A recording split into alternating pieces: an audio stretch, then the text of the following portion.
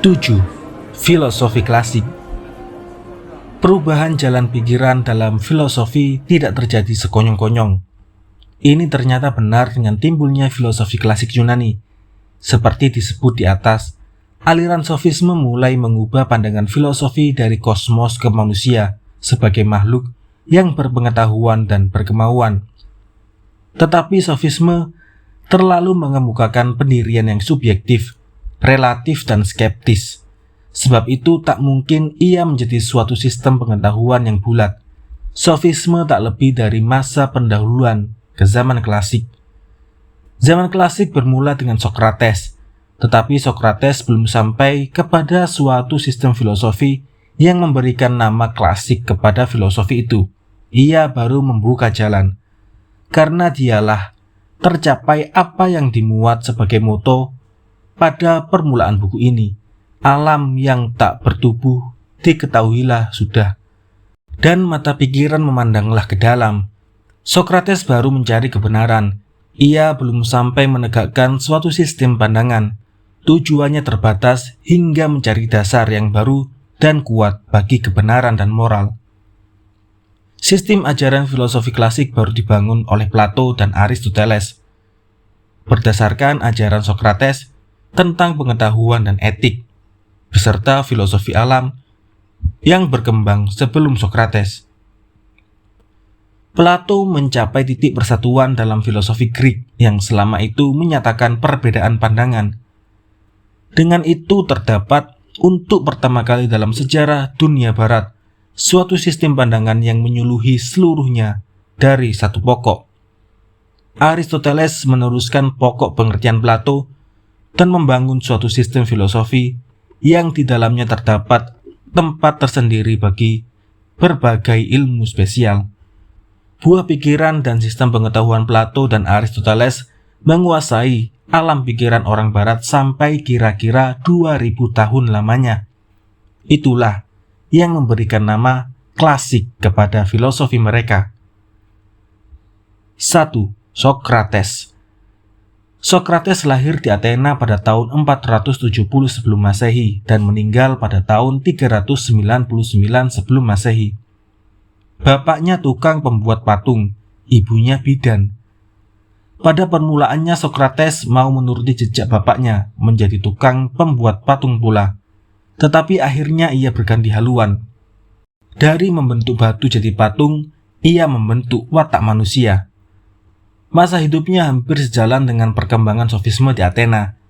Pada hari tuanya Sokrates melihat kota tumpah darah mulai mundur. Setelah mencapai puncak kebesaran yang gilang gemilang, Sokrates bergaul dengan segala orang, tua dan muda, kaya dan miskin. Ia seorang filosof dengan coraknya sendiri. Ajaran filosofinya tak pernah dituliskannya, melainkan dilakukannya dengan perbuatan, dengan cara hidup. Menurut kata teman-temannya, Sokrates demikian adilnya sehingga ia tak pernah berlaku zalim. Ia begitu pandai menguasai dirinya, sehingga ia tak pernah memuaskan hawa nafsu dengan merugikan kepentingan umum. Ia demikian cerdiknya, sehingga ia tak pernah hilaf dalam menimbang buruk dan baik. Karena populernya Sokrates yang tak pernah bergambar, tergambar wajahnya dengan sejelas-jelasnya di muka tua dan muda berbagai turunan. Dari gambarnya yang terbayang dalam jiwa tiap orang itu kemudian orang membuat patungnya yang serupa sekali dengan wajahnya yang sebenarnya. Orang Greek pada umumnya bagus. Badannya ramping dan tegap. Raut mukanya elok. Sokrates kebalikan dari itu. Potongan badannya pendek, sedikit gemuk. Mulutnya lebar, hidungnya botok dan matanya terbudur. Tetapi kekurangan yang terdapat pada tampan dan perawakan tubuhnya diliputi oleh kelebihan budinya, jujur, adil, dan baik. Dalam kenang-kenangan murid-muridnya dan kawan-kawannya, ia teringat sebagai seorang yang adil dan lurus, kelakuannya murni, hidupnya sederhana dengan tidak berkeperluan. Ia selalu berkata terus terang, ia baik dengan semua orang, sikapnya saleh, gembira, tenang, tangkas, dan pula lucu. Tabiatnya sehari-hari ialah berjalan sekeliling kota, mempelajari tingkah laku manusia dari berbagai segi hidupnya. Ia jarang keluar kota. Sebagai alasan disebutnya, padang rumput dan pohon kayu tak memberi pelajaran apapun padaku. Manusia ada. Ia memperhatikan yang baik dan yang buruk, yang terpuji dan tercela. Sebentar ia dapati di tanah lapang di mana banyak orang berkumpul, sebentar lagi di pasar. Ia bicara dengan segala orang, menanyakan apa yang dibuatnya. Ia mau mengetahui sesuatunya dari orang yang mengerjakannya. Ia selalu bertanya, sungguh-sungguh bertanya. Karena ia mau tahu, ia bercakap dengan orang tukang, bertanya tentang pertukangannya. Ia bertanya kepada pelukis tentang apa yang dikatakan indah. Kepada prajurit atau ahli perang, ia tanyakan apa yang dikatakan berani. Dan kepada ahli politik ditanyakannya berbagai hal yang bisa dipersoalkan mereka. Dengan jalan bertanya itu, ia memaksa orang tempat ia bertanya supaya memperhatikan apa yang ia tahu dan hingga mana taunya. Pertanyaan itu mulanya mudah dan sederhana, tetapi jawaban disusul dengan pertanyaan baru yang lebih mendalam. Dari tanya biasa ia membawa orang, tempat ia bertanya selangkah demi selangkah, menduga dalam soalnya.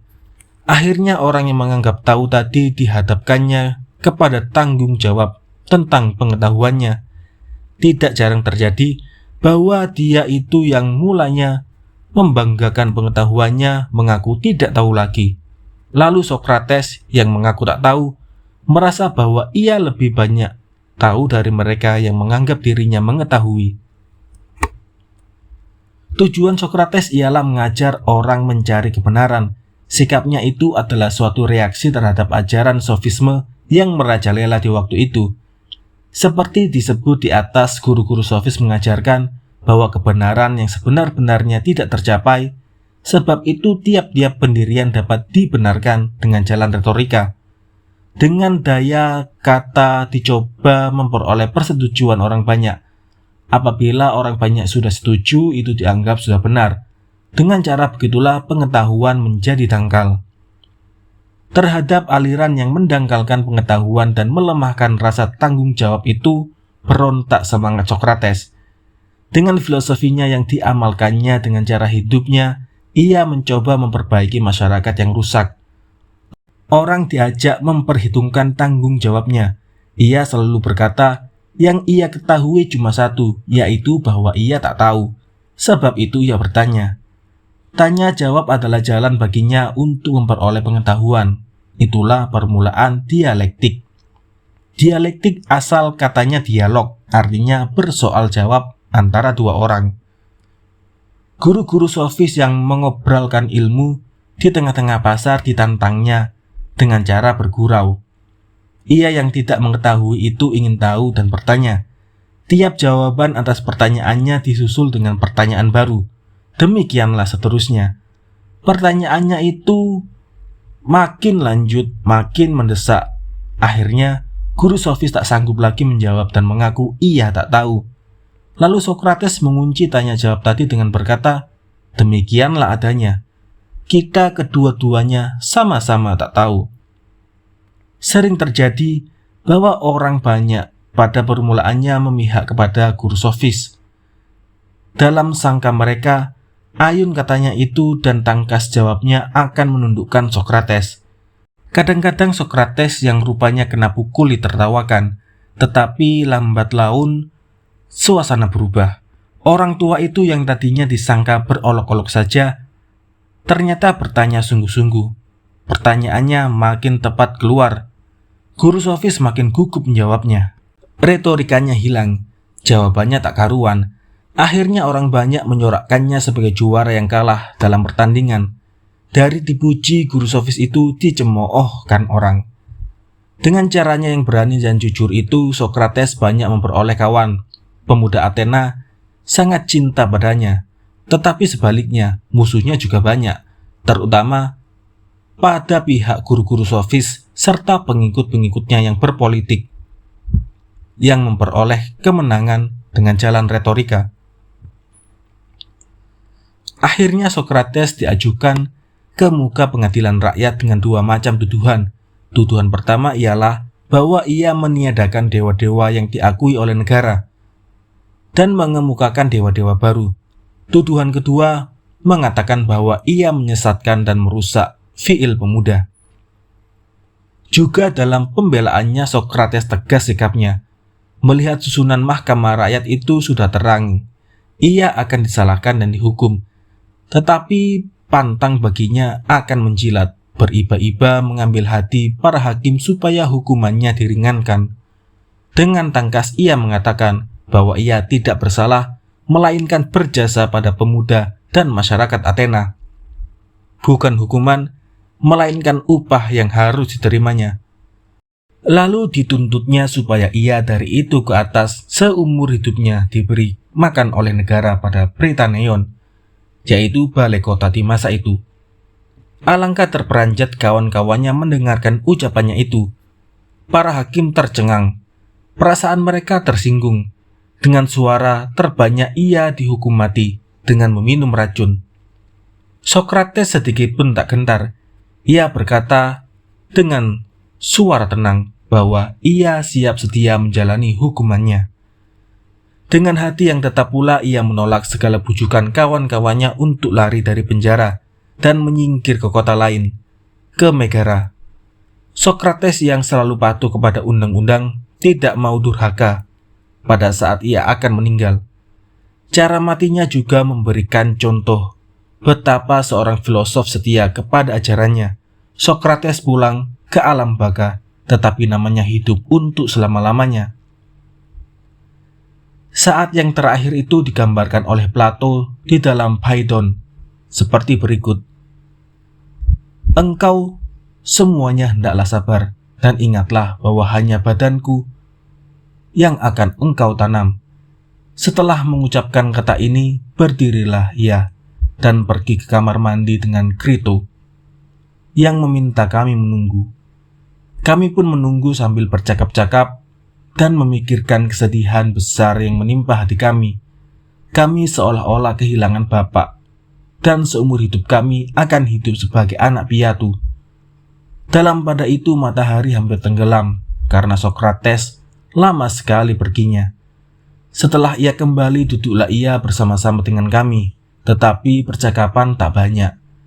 Tidak lama sesudah itu datanglah sipir sambil berkata, "Aduhai Sokrates, aku tahu engkaulah yang termulia dan yang terbaik hatinya dari semua orang yang pernah datang kemari. Aku tak mau menuduh engkau mempunyai perasaan benci padaku seperti orang-orang yang lain itu, yang berteriak-teriak dan menyumpahi aku apabila aku dalam menjalankan perintah atasan meminta mereka meminum racun. Sesungguhnya aku percaya engkau tak marah padaku, sebab seperti kau tahu, orang lain bukan aku yang bersalah.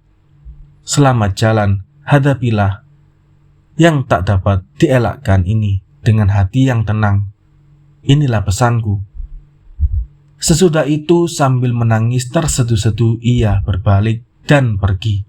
Sokrates melihat padanya dan berkata, "Engkau juga, selamat tinggal. Akan kukerjakan apa yang kau pinta." Sambil menoleh kepada kami, ia berkata, "Alangkah baiknya orang itu. Selama aku dalam penjara selalu ia datang padaku, dan lihatlah betapa ia menangiskan aku. Tetapi kita sekarang harus berbuat seperti yang dikatakannya Crito. Bawalah kemari gelas yang berisi racun kalau sudah dibuat. Jika belum, suruhlah pelayan membuatnya." "Sokrates," kata Crito, "matahari masih di atas puncak bukit. Banyaklah sudah orang yang meminum isi gelas racun sampai habis. Sesudah pemberitahuan, ia masih makan dan minum dan memuaskan segala hawa nafsunya. Engkau tak perlu terburu-buru, masih ada waktu." Sokrates menjawab, "Ya Crito, orang-orang yang kau sebut itu benar kalau mereka berbuat begitu. Sebab pada sangkanya mereka beruntung dengan menangguhkan. Akan tetapi, aku benar juga kalau aku tidak berbuat begitu. Sebab sepanjang pikiranku, aku tidak beruntung sedikit jua pun. Apabila kutangguhkan meminum racun itu, aku hanya akan menyimpan dan menahan hidup yang sudah hilang. Dengan itu, aku hanya akan mencemooh diriku sendiri. Buatlah seperti kukatakan dan jangan menampik. Mendengar itu, Krito memberi isyarat kepada pelayan penjara itu. Dia pergi beberapa waktu lamanya dan kembali lagi bersama-sama dengan seorang lagi yang membawa sebuah gelas minum berisi racun. Sokrates berkata, "Hai sahabatku, engkaulah yang mengerti tentang ini. Katakanlah, apa yang harus kukerjakan?" Orang itu menjawab, "Engkau harus berjalan bolak-balik sampai kedua kakimu merasa lelah. Lalu berbaringlah, dan racun itu akan menamatkan kerjanya." Seketika itu diberikannya gelas itu kepada Sokrates, yang menerimanya dengan tenang dan dengan air muka yang jernih. Sedikit pun ia tidak gemetar, wajahnya tidak berubah. Sambil memandang kepada orang itu, ia berkata, "Betapa pendapatmu? Dapatkah isi gelas ini ditumpahkan sedikit sebagai pujaan kepada seorang dewa?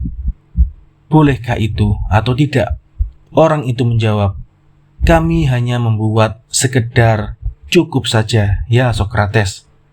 "Baiklah," kata Sokrates, "tetapi aku boleh dan harus meminta kepada dewa-dewa supaya perjalananku ke dunia yang lain selamat saja hendaknya. Semoga doaku ini dikabulkan." Sesudah itu sambil mengangkat gelas itu ke bibirnya, diminumnya isinya dengan rukun dan gembira sampai habis. Sampai begitu jauh kebanyakan di antara kami dapat menahan hatinya yang sedih. Tak kala kami melihat ia meminum sampai kosong isi gelas itu, kami tak dapat lagi menguasai diri kami. Air mataku jatuh bercucuran sehingga kututup mukaku dan menangis terseduh-seduh. Karena bukan dia yang kutangisi, melainkan aku memikirkan nasibku yang malang, yang kehilangan sahabat seperti dia itu. Aku bukanlah yang pertama menangis, karena Krito yang merasa tak sanggup lagi menahan air matanya bercucuran sudah berdiri dan pergi lebih dahulu, dan aku mengikutnya di belakang. Pada ketika itu, Apollodorus yang selama itu menangis saja mulai menjerit-jerit dan menjadikan kami semuanya orang pengecut. Hanya Sokrates yang tetap tenang. "Apakah itu semuanya?" katanya.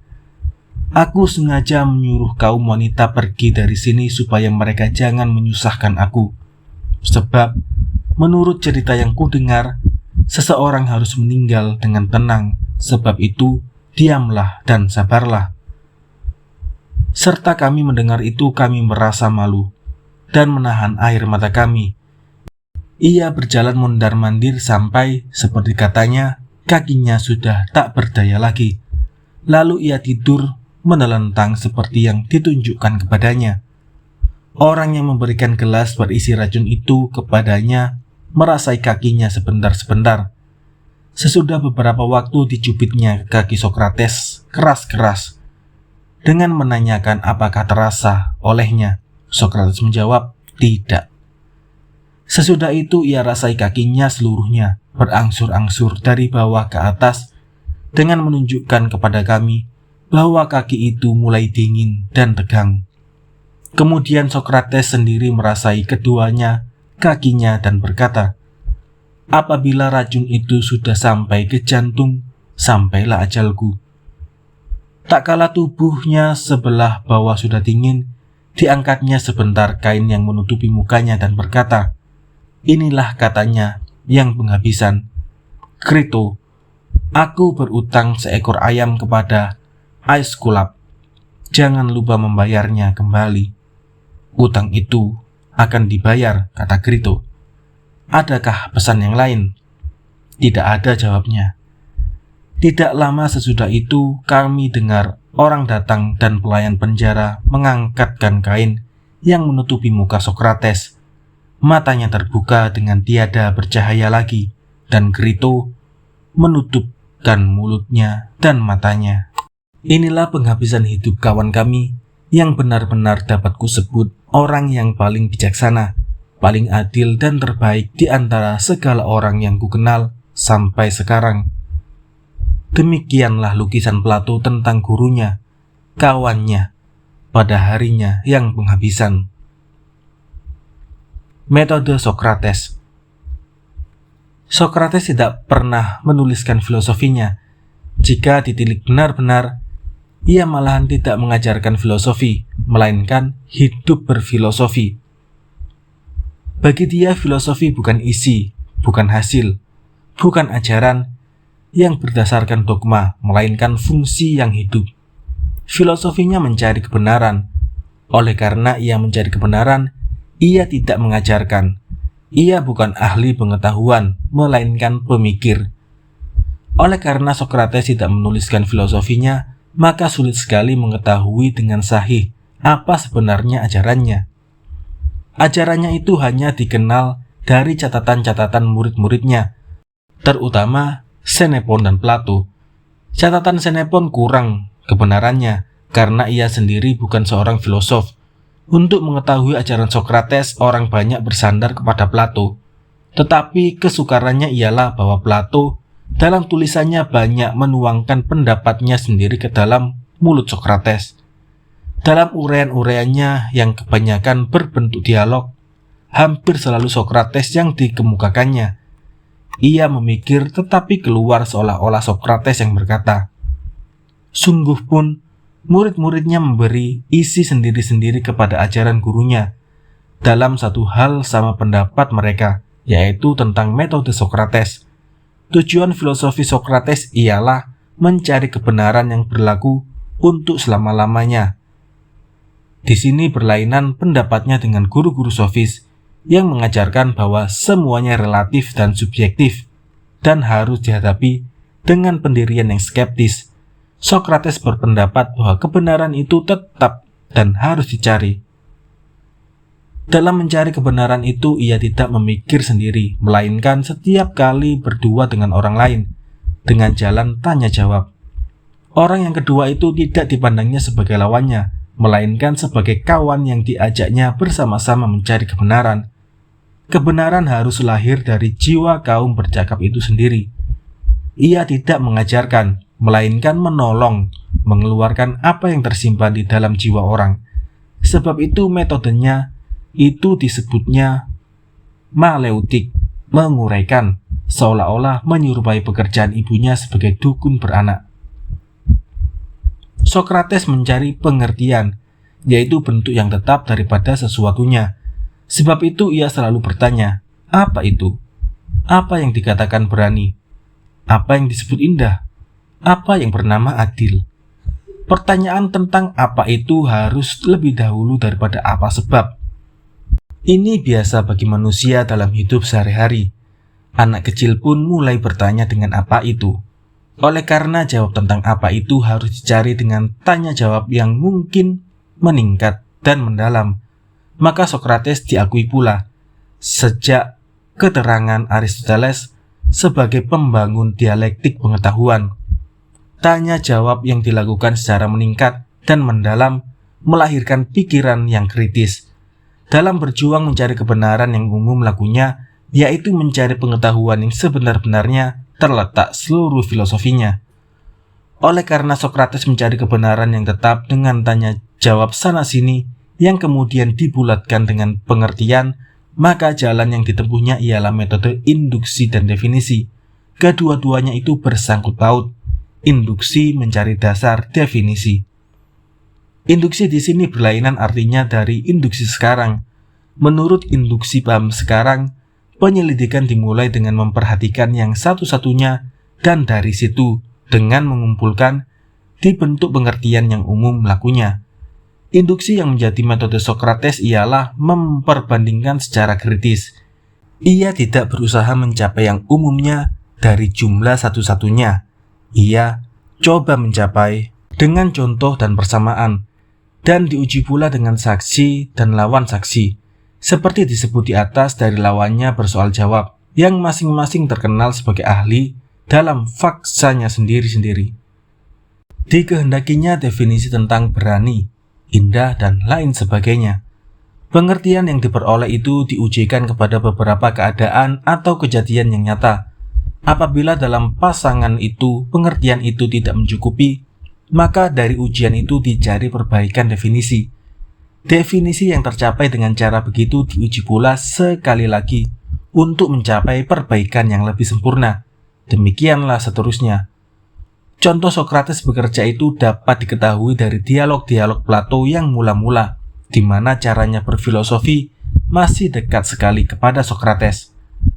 Begitulah cara Sokrates mencapai pengertian, dengan melalui induksi sampai kepada definisi. Definisi yaitu pembentukan pengertian yang umum lakunya. Pengertian menurut paham Sokrates sama dengan apa yang disebut Kant. Prinsip regulatif, dasar menyusun.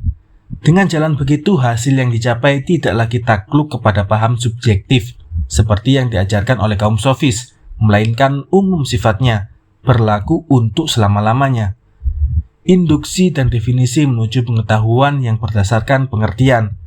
Dengan cara itu Sokrates membangunkan dalam jiwa lawannya bersoal jawab keyakinan bahwa kebenaran tidak diperoleh begitu saja sebagai ayam panggang terlompat ke dalam mulut yang ternganga, melainkan dicari dengan diperjuangkan seperti memperoleh segala barang yang tertinggi nilainya.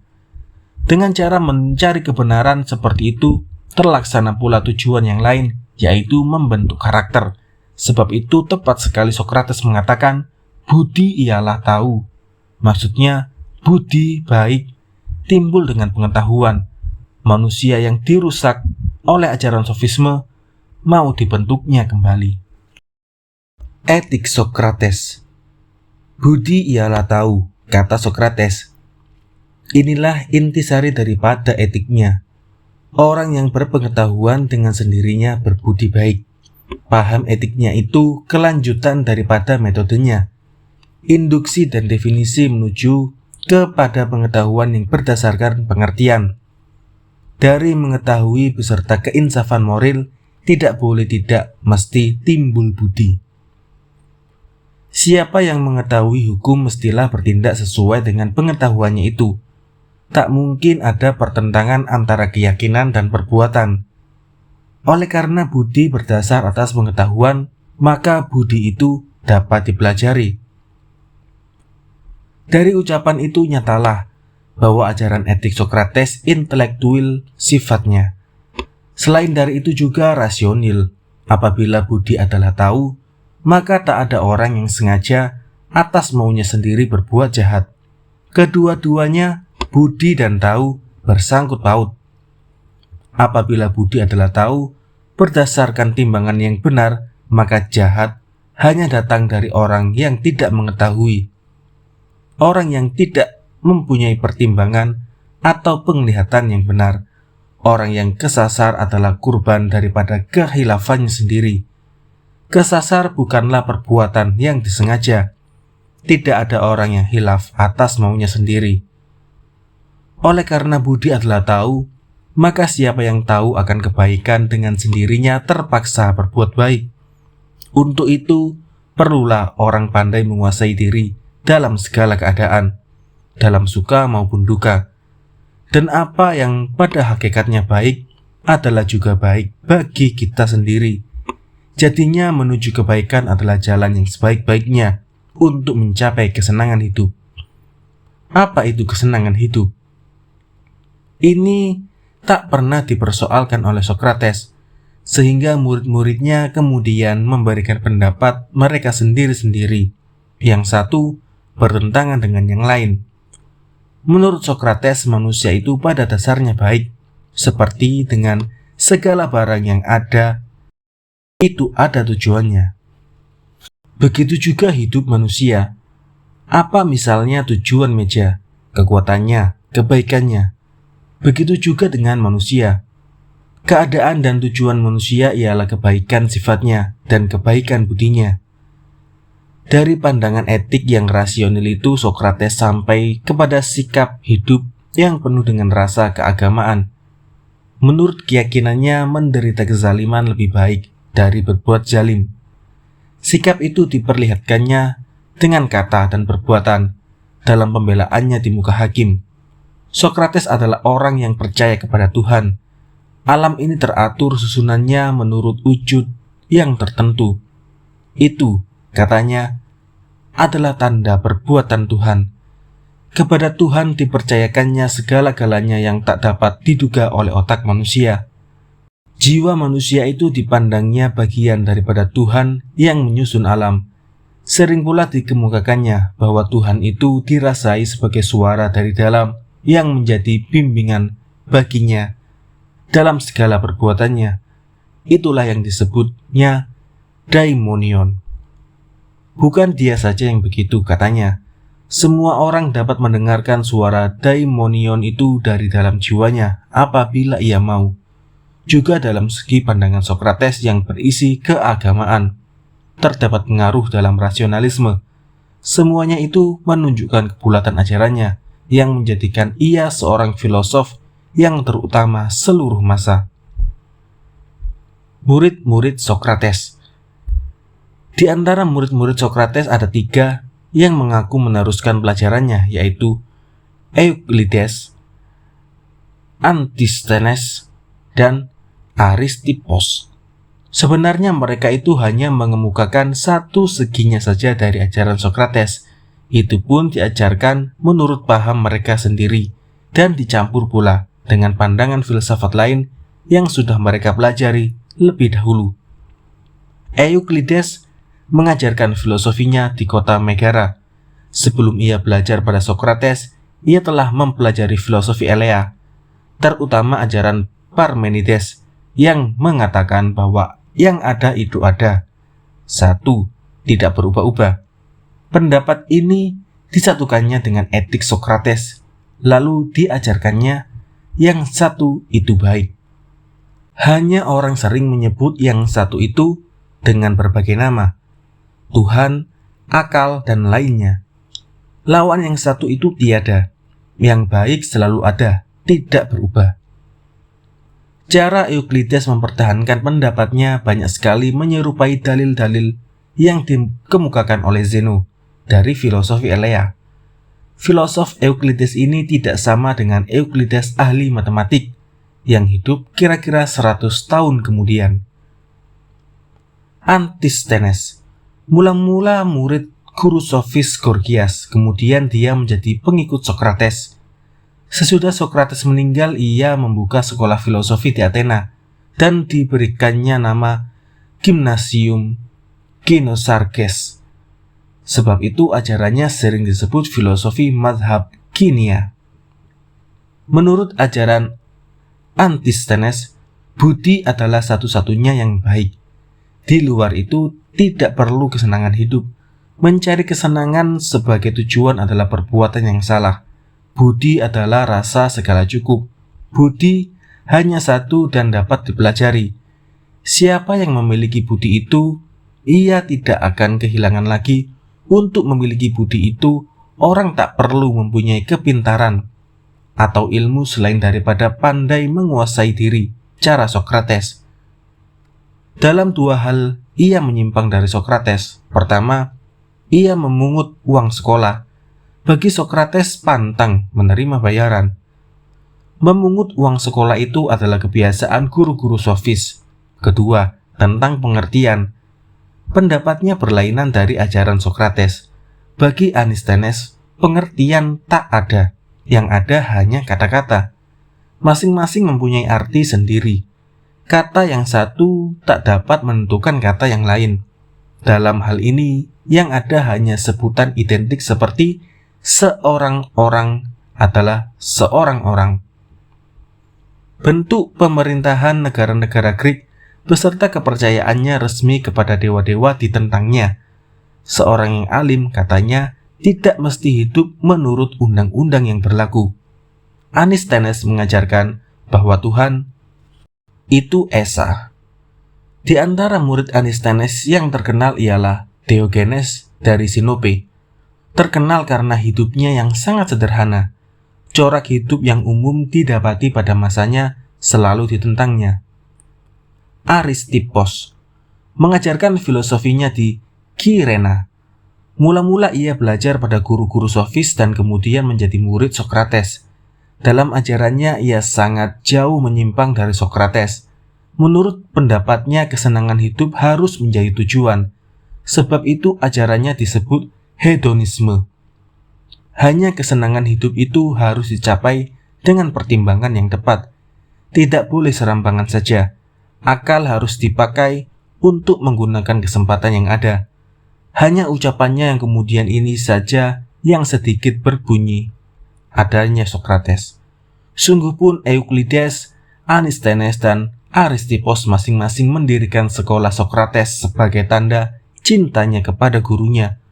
Mereka bukanlah pengikut Sokrates yang sepenuh-penuhnya.